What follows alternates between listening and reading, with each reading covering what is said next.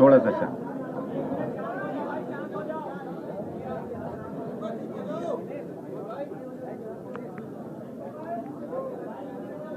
Samajwadi party के आदरणीय प्रदेश अध्यक्ष आदरणीय नरेश उत्तम पटेल जी,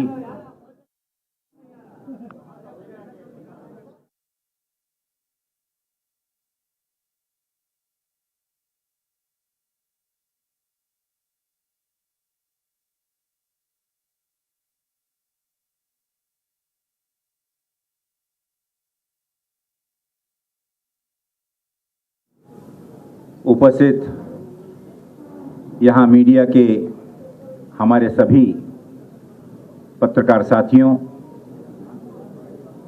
इंडिया गठबंधन के तहत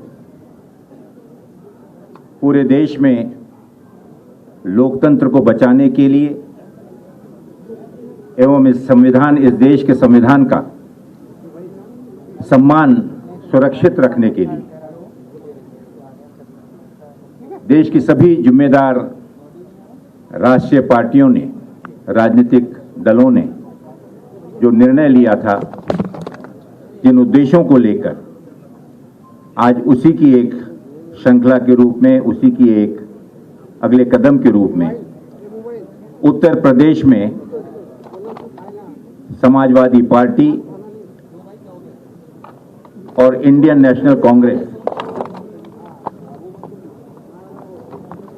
इसमें सीटों के शेयरिंग को लेकर आगामी लोकसभा चुनाव में जो 80 लोकसभा सीटें हैं, निर्वाचन क्षेत्र हैं,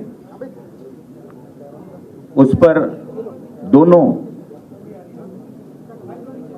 राजनीतिक दलों के सम्माननीय अध्यक्षों के निर्देशानुसार एक कमेटी स्थापित की गई और उस कमेटी के माध्यम से निरंतर चर्चा करते हुए कि किस प्रकार से इस लोकसभा चुनाव में प्रभावी तरीके से सभी लोकतांत्रिक पार्टियों को साथ में लाकर हम बीजेपी का मुकाबला और किस प्रकार से उसे शिकस्त दे सकते हैं, उस पर आज निर्णय हुआ। मुझे खुशी है ये जाहिर करते हुए कि उत्तर प्रदेश में आपसी समन्वय से, चर्चा से यह निर्णय लिया गया कि भारतीय राष्ट्रीय कांग्रेस यहां पर उत्तर प्रदेश में 17 सीटों पर चुनाव लड़ेगी और इस गठबंधन के तहत अन्य जो बची हुई 63 सीटें हैं, इन पर इंडिया गठबंधन के जो भी उम्मीदवार समाजवादी पार्टी के, अन्य दलों के भी जो कि इसमें समावित होकर इस गठबंधन में शामिल होंगे, उनका हम सब में डटकर मुकाबला करेंगे और भारतीय जनता पार्टी को शिकस्त देंगे।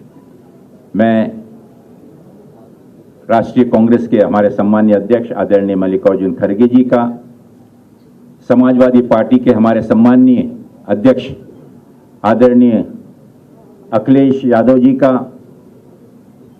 इसके लिए विशेष आभार मानता हूं कि दोनों आदरणीय नेताओं ने पूर्ण विश्वास के साथ और आने वाली उत्तर प्रदेश की राजनीति को मद्देनजर रखते हुए एक दूरगामी लक्ष्य को सामने रखकर इस गठबंधन को अपनी मान्यता दी और साथ ही हमारे उन सभी कमेटी के सदस्यों का मैं विशेष रूप से आभार मानना चाहूंगा। और विशेष रूप से मैं हमारे उदयवीर जी का, संगठन के हमारे आदरणीय प्रोफेसर राम गोपाल जी का, कमेटी के अन्य सदस्यों का भी विशेष आभार व्यक्त करता हूं कि बहुत ही सौजन्यता से, सकारात्मक रूप से जितनी भी चर्चाएं हुई, काफ़ी गहन चर्चाएं जो हुई, उसके बाद ये निर्णय लिया गया। और मैं पूरा विश्वास है कि इतनी मशक्कत के बाद जिस निर्णय पर आज हम पहुंचे हैं, आगामी लोकसभा चुनाव में हम मिलकर एकजुट होकर मजबूती के साथ भारतीय जनता पार्टी को मुकाबला ही नहीं करेंगे बल्कि उनको अच्छी टक्कर देकर उनकी शिकस्त करेंगे।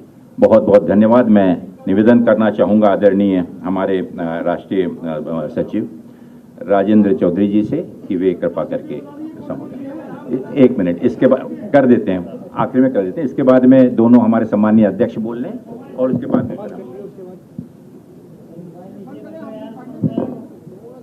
पत्रकार मित्रों, हालांकि हम लखनऊ में आप लोगों से बात कर रहे हैं, लेकिन ये संदेश भारत को बचाने का संदेश पूरे देश में जा रहा है।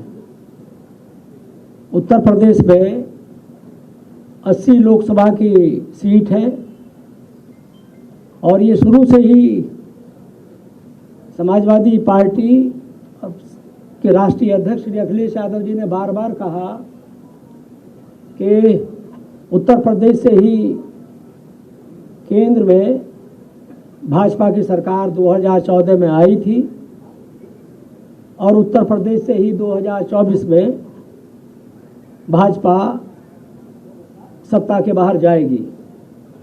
इसी संकल्प के साथ हम लोग यहाँ आपके सामने इस संदेश को लेकर उपस्थित हुए हैं कि हालात देश के बहुत खराब हैं। किसान सड़कों पर है, नौजवान सड़कों पर है, समाज के सभी ऐसे वर्ग जो विगत 10 वर्षों से भाजपा की कुनीतियों का और उनके अन्याय का शिकार रहा है, उन सबको बचाने के लिए, भारत को बचाने के लिए इंडिया गठबंधन के इस सपने को साकार करने का हम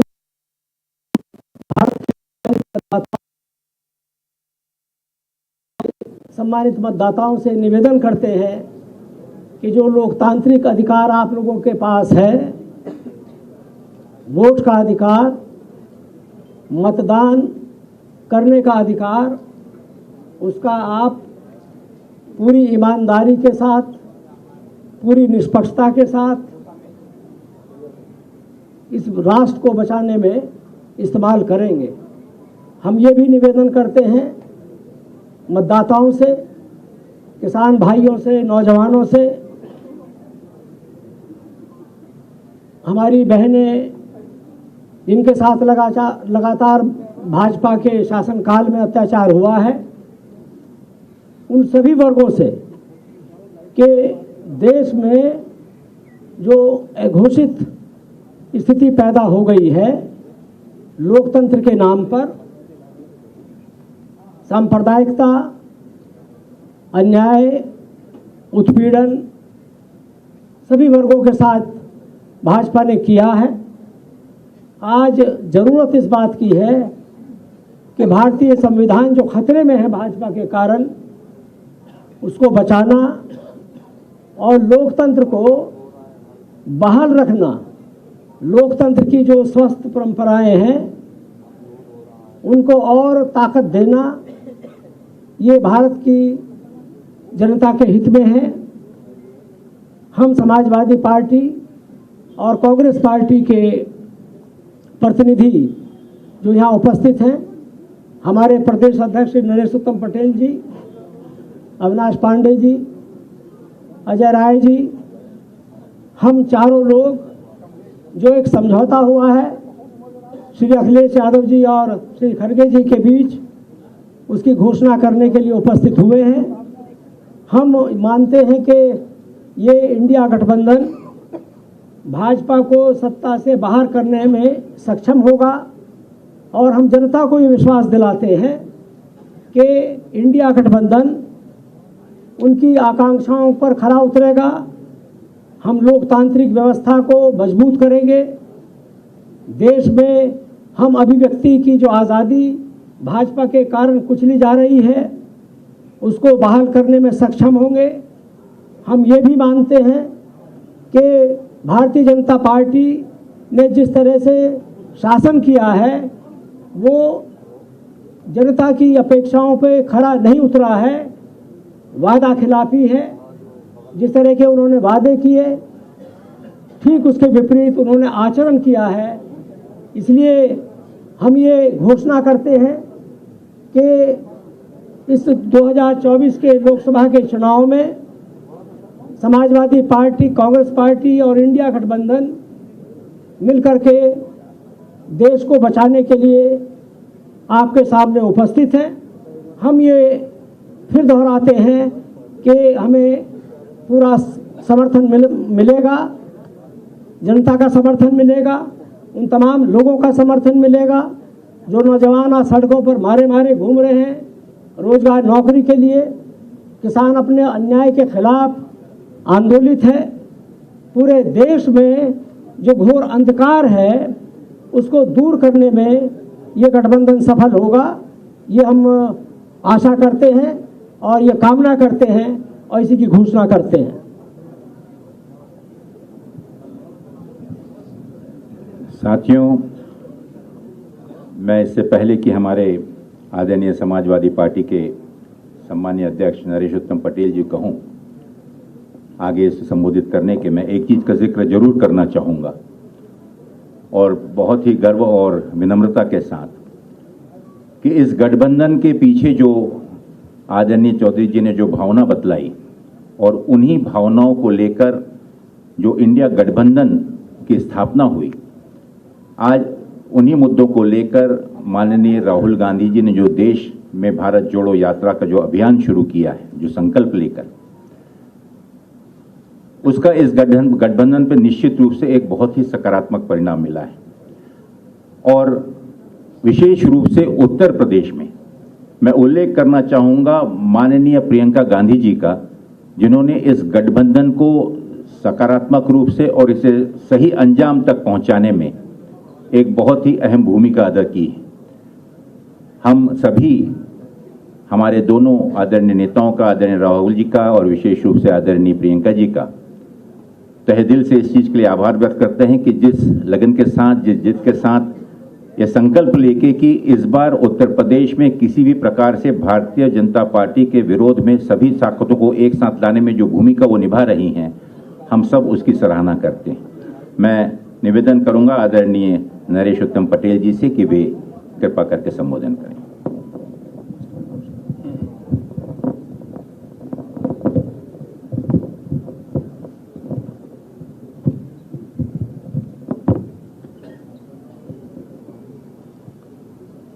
सम्मानित पत्रकार भाइयों,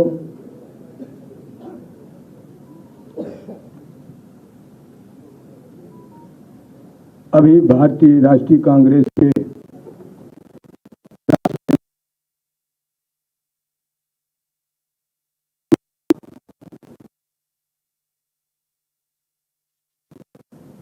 मुख्य प्रवक्ता,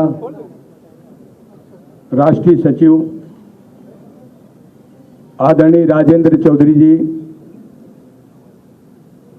भारतीय राष्ट्रीय कांग्रेस के प्रदेश के अध्यक्ष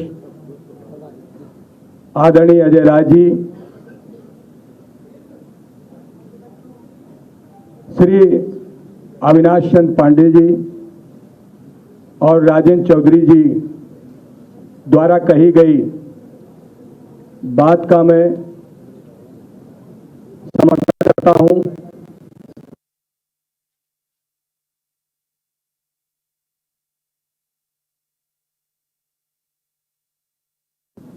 और भारतीय राष्ट्रीय कांग्रेस के राष्ट्रीय अध्यक्ष खड़गे साहब का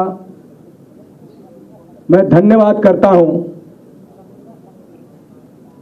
कि उन्होंने उचित समय पर इस गठबंधन का आप सबके सामने गठबंधन के स्वरूप को रखा है, जिसको पूरा देश बहुत दिनों से आस लगाए बैठे था कि अगर भारत के लोकतंत्र को बचाने में, भारत के संविधान को बचाने में, भारत के धर्म निरपेक्ष स्वरूप को मजबूत करने में हमारे देश में जो राजनीतिक पार्टियां हैं वो किस तरीके का वातावरण तैयार करेंगे। माननीय श्री अखिलेश यादव जी ने, माननीय खड़गे जी ने एक अच्छा देश के लिए उदाहरण पेश किया है। जो जनता चाहती है कि हमारे देश में लोकतांत्रिक व्यवस्था को और संविधान के स्वरूप को अगर कोई कमजोर करेगा तो हम भारत की महान जनता को लेकर उससे डटकर मुकाबला करेंगे। आने वाले 2024 के लोकसभा चुनाव का बहुत समय कम रह गया और ऐसे समय में भारतीय राष्ट्रीय कांग्रेस और समाजवादी पार्टी मिलकर ये गठबंधन तय किया है और इस गठबंधन के माध्यम से देश में बढ़ती हुई महंगाई, देश में बढ़ता हुआ भ्रष्टाचार और देश में बढ़ती हुई बेरोजगारी, किसानों की अर्थव्यवस्था की कमजोरी, गरीब लोगों को लगातार परेशान करना जो ताकतें कर रही हैं, उनसे हम सब मिलकर 2024 के चुनाव में भारतीय राष्ट्रीय कांग्रेस और समाजवादी पार्टी मिलकर उसका डटकर मुकाबला करेगी। अभी आदरणीय पांडे जी ने, आदरणीय चौधरी साहब ने ये बात रखी है कि आने वाले समय में जिस गठबंधन के स्वरूप को, इस गठबंधन के प्रोग्राम को हमारे शीर्षस्थ नेता दोनों दलों के आगे के कार्यक्रम देंगे।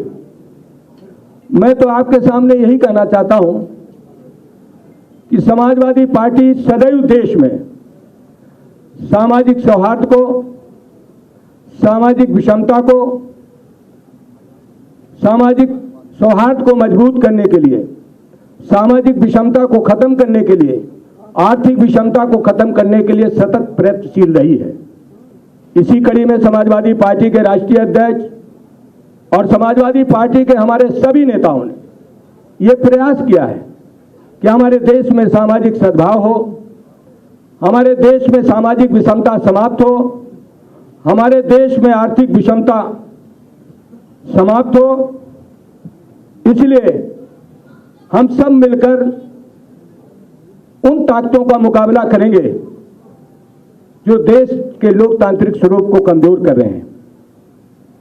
और समाजवादी पार्टी ने, भारतीय राष्ट्रीय कांग्रेस ने तय किया है कि उत्तर प्रदेश की 80 लोकसभा सीटों में भारतीय राष्ट्रीय कांग्रेस 17 सीटों पर चुनाव लड़ेगी और बाकी जो सीटें हैं 63 उत्तर प्रदेश में वो समाजवादी पार्टी के राष्ट्रीय अध्यक्ष उन पर अपने प्रत्याशी उतारेंगे। और इसी के साथ साथ मध्य प्रदेश के चुनाव में भी समाजवादी पार्टी ने एक सीट खजुराहो पर चुनाव लड़ने की सहमति कांग्रेस से प्राप्त की है और बाकी सीटों पर मध्य प्रदेश में भारतीय राष्ट्रीय कांग्रेस के उम्मीदवारों को जिताने का काम करेगी।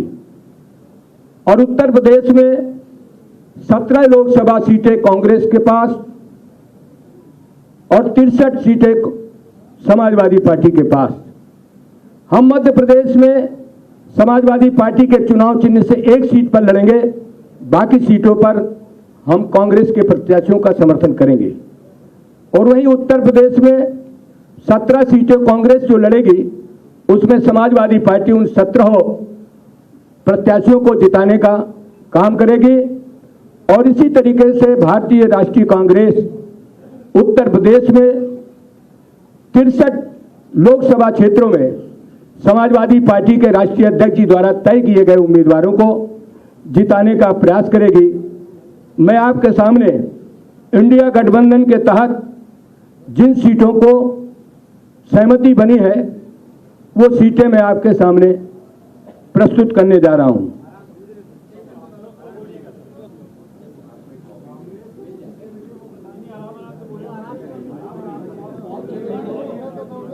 उत्तर प्रदेश में जो भारतीय राष्ट्रीय कांग्रेस अपने उम्मीदवार उतारेगी, उन सीटों के नाम मैं आपके सामने प्रस्तुत कर रहा हूं। Lok Sabha seat Raebareli, Lok Sabha seat Amethi, Lok Sabha seat Kanpur Nagar, Lok Sabha seat Fatehpur Sikri,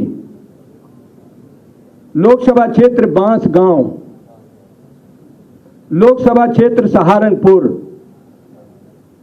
Lok Sabha क्षेत्र प्रयागराज, लोकसभा क्षेत्र महाराजगंज, लोकसभा क्षेत्र वाराणसी, लोकसभा क्षेत्र अमरोहा, लोकसभा क्षेत्र झांसी, लोकसभा क्षेत्र बुलंदशहर, लोकसभा क्षेत्र गाजियाबाद, लोकसभा क्षेत्र मथुरा, लोकसभा क्षेत्र सीतापुर, लोकसभा क्षेत्र बाराबंकी, लोकसभा क्षेत्र देवरिया। इन 17 सीटों पर भारतीय राष्ट्रीय कांग्रेस के उम्मीदवार चुनाव लड़ेंगे और बाकी उत्तर प्रदेश की 63 सीटों पर समाजवादी पार्टी के उम्मीदवार होंगे और मध्य प्रदेश में एक सीट खजुराहो पर समाजवादी पार्टी के उम्मीदवार होंगे। बाकी सभी सीटों पर जो भारतीय राष्ट्रीय कांग्रेस उम्मीदवार तय करेगी, उनको समाजवादी पार्टी के हम सब लोग जिताकर भारत की लोकसभा में भेजेंगे और उत्तर प्रदेश की जो 63 लोकसभा क्षेत्र है, उसमें भारतीय राष्ट्रीय कांग्रेस के सभी सम्मानित नेता, कार्यकर्तागण, समर्थकगण समाजवादी पार्टी को उम्मीदवारों को जिताने का काम करेंगे।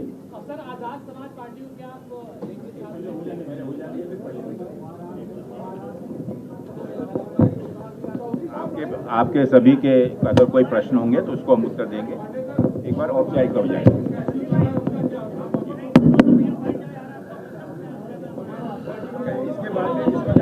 अब इसके बाद ले लीजिएगा। आपके सभी प्रश्नों का समाधान किया जाएगा। कृपा करके पहले एक औपचारिकता पूरी हो जाने दीजिए। मंच पर हमारे यहाँ उपस्थित आदरणीय हमारे प्रभारी महासचिव अविनाश पांडे जी, हमारे यहाँ प्रदेश के अध्यक्ष समाजवादी पार्टी के नरेश उत्तम पटेल जी, राष्ट्रीय सचिव एवं प्रवक्ता मुख्य प्रवक्ता राजेंद्र चौधरी जी, यहाँ उपस्थित सभी पत्रकार साथी भाइयों बहनों, पत्रकार छायाकार साथी और सभी कार्यकर्ता साथी, पूर्व के हमारे जितने भी वरिष्ठ लोगों ने अपनी बात रखी है, मैं उससे अपने आप को संबद्ध करता हूँ और आपसे इतना ही कहना चाहूँगा कि जो ये गठबंधन बड़ा है, इंडिया गठबंधन, ये मजबूती से 2024 में अपनी जीत दर्ज कराएगा और एनडीए गठबंधन को हराएगा। निश्चित तौर से हम लोग हराएंगे और हमारी जो स्ट्रेटजी है, रणनीति है कि हम सब लोग एक दूसरे की ताकत बनेंगे, एक दूसरे के साथ कंधे से कंधा मिलाकर खड़े रहेंगे। समाजवादी पार्टी 63 सीट पर लड़ेगी। एक एक कांग्रेस का कार्यकर्ता, हमारा एक एक जाबाज बब्बर शेर उनके साथ खड़ा रहेगा और इनके जो कार्यकर्ता साथी है 17 सीट पर, वो हमारे साथ खड़े रहेंगे।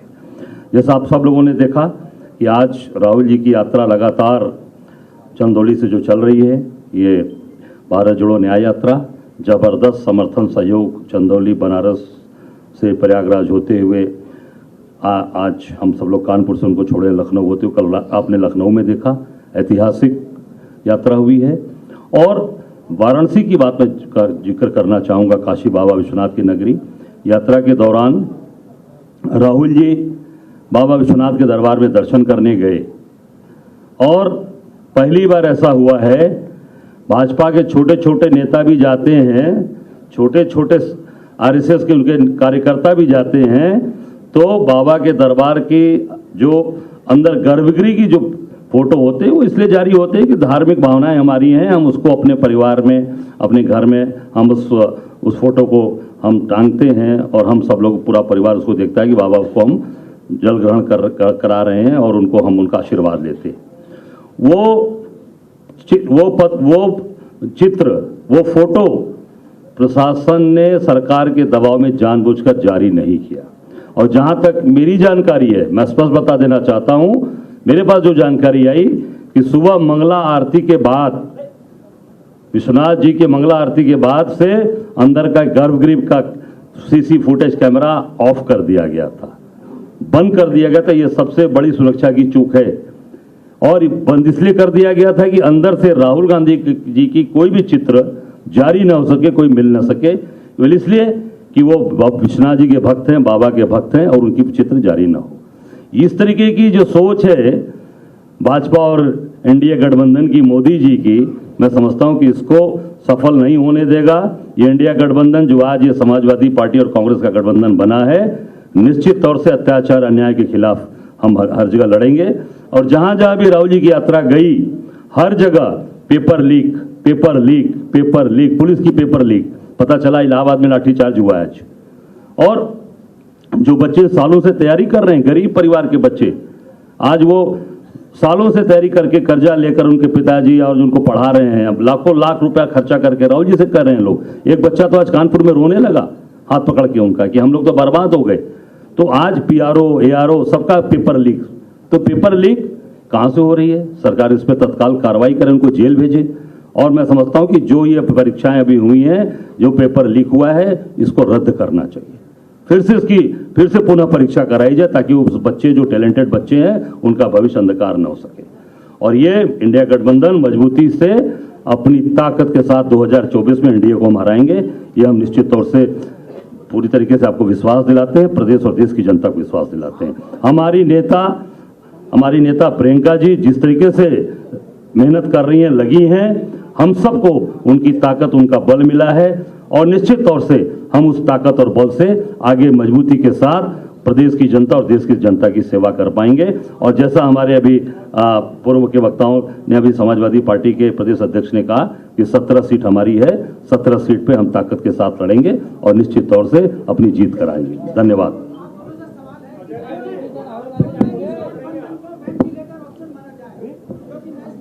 साथियों, जैसा कि हमारे सभी प्रमुख वक्ताओं ने आज इस गठबंधन के बारे में, उसका उद्देश्य, उससे संबंधित जो समझौता हुआ है, उस समझौते के तहत सीटों का बंटवारा, उनके नाम, इसकी जानकारी दी।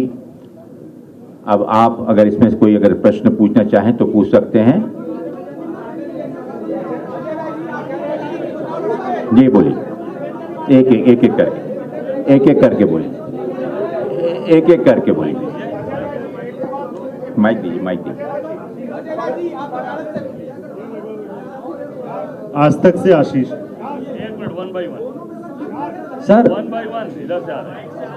एक मिनट, कुछ समझ में नहीं आ रहा। सर आशीष हूँ आज तक से। ये वाराणसी की सीट पे जो कैंडिडेट उतारा गया है, क्या उसको वापस करेगी, या जिन सीटों पर, एक मिनट, थोड़ा सुनने दीजिए भैया। जो भी सीटें ऐसी थी जहां पर समाजवादी पार्टी ने कैंडिडेट उतारा था, वहां पर वापस किया जाएगा? किस तरीके से आप लोगों का कोऑर्डिनेशन बना है?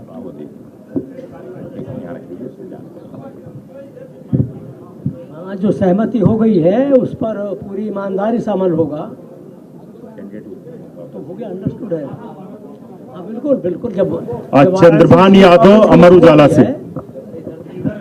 महासचिव जी, कांग्रेस अपने कैंडिडेटों की सूची कब तक डिक्लेयर कर देगी? बहुत जल्दी ही, क्योंकि जैसा कि आप जानते हैं कि इसकी एक प्रक्रिया होती है। उस प्रक्रिया की शुरुआत अब जब कॉन्स्टिट्यूंसीज सुनिश्चित हुई हैं तो स्वाभाविक है कि उसके आगे की प्रक्रिया भी जल्दी शुरू होगी। प्रदेश कांग्रेस कमेटी द्वारा प्रदेश इलेक्शन कमेटी और उसके बाद में सीसी इस पर फाइनली मोहर लगाई। सीमा ब्रिजवी, भारत समाचार। सर, अखिलेश यादव जी कब न्याय यात्रा में शामिल होंगे? अब गठबंधन हो गया है, क्योंकि लखनऊ से तो यात्रा निकल गई, अब आगे कहां पकड़ेंगे राहुल गांधी को? मैं इस पर एक बहुत स्पष्ट रूप से कहना चाहूंगा कि हम सभी लोग माननीय अखिलेश जी का धन्यवाद करते हैं कि उन्होंने जो निमंत्रण माननीय कांग्रेस अध्यक्ष द्वारा उन्हें दिया गया था, उसकी स्वीकृति प्रदान की। और उन्होंने स्वयं इस चीज के लिए जाहिर रूप से कहा था कि वो इस यात्रा में जहां भी, पहले उनका यह था कि अमेठी, रायबरेली में इसमें शामिल होंगे, लेकिन मुझे पूरा विश्वास है कि 24 और 25 को भी यात्रा चल रही है उत्तर प्रदेश में। तो अपने सुविधा अनुसार कांग्रेस अध्यक्ष का पुनः उनके पास में स्मरण कराया गया है और बहुत जल्दी ही वो अपने प्रोग्राम की स्वीकृति देंगे। सर प्रशांत श्रीवास्तव इंडिया टुडे से। अजय राय जी, एक सवाल है आपसे। वैसे तो सीटों की घोषणा हो गई है, उधर भी आ रहे हैं। 17 नाम सीटों के बता दिए हैं, लेकिन ये क्या सच्चाई इस बात में है कि श्रावस्ती और खीरी को लेकर अभी भी पेच फंसा हुआ है? देखिए, पेच तो कहीं पर भी नहीं फंसा हुआ है। ये निरंतर चलने वाली प्रक्रिया थी जो पिछले 1.5 महीनों से, ये इतना आसान। एक मिनट भाई, आप लोग अगर शांत हो जाएंगे तो मैं बोल पाऊंगा, प्लीज। ये प्रक्रिया, मैं एक चीज बता दूं कि ये निर्णय कोई बैठकर, टेबल पे बैठकर और बंटवारे के तौर पर नहीं हुआ है। ये जैसे मैंने कहा कि एक दूरगामी लक्ष्य को साथ में रखते हुए, जिसमें लोकसभा चुनाव सर्वप्रथम चुनौती हमारे सामने है, इसके चलते हुए अनेक विषयों पर चर्चा होकर यह निर्णय लिया गया। और स्वाभाविक है कि इसमें आने वाले समय में अगर ऐसा कोई लगता है तो दोनों दल मिलकर चर्चा करेंगे और इसमें कोई, जैसे